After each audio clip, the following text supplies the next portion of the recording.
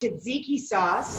So we have that bowl with our Greek yogurt base in it. I use 1/2 of a cucumber, peeled and grated. A teeny tiny, like 3/4 to a scant teaspoon, little tiny bit of cumin. Yep. Okay.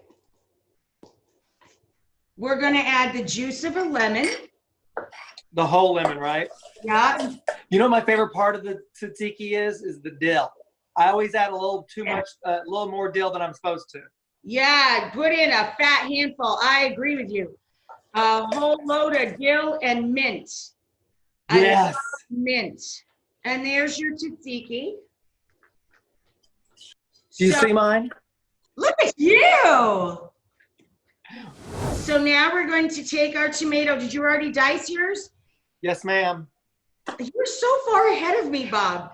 My tomatoes are all diced. My goodness. Okay, so I have a little bit of onion, 1 large tomato, a big old fat handful of parsley, and some more cucumber, and chop your Kalamata olives, Bob, and add them all together. Oh. And then dress it with lemon juice and olive oil. You're way ahead. Oh, I didn't chop my calamatas. All right, chop them. And throw everything all in the bowl. Dress it with lemon juice, olive oil, salt, and pepper. We have our relish in a dish. You have a little bit of oregano and thyme left, and if you don't, you can use dry. Pile together 1 little palmful of the 2 of them combined and chop them. And you're going to sprinkle this over your feta cheese on your little metal tray. Olive oil for sure. And pepper, red or black or both, sure.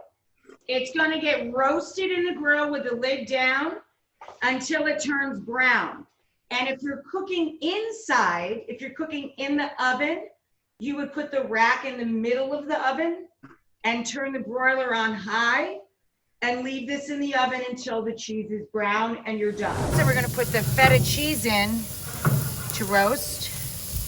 Close that lid, babe. Let's check the cheese. Woo! The cheese you just cut into big old chunks with a sharp knife.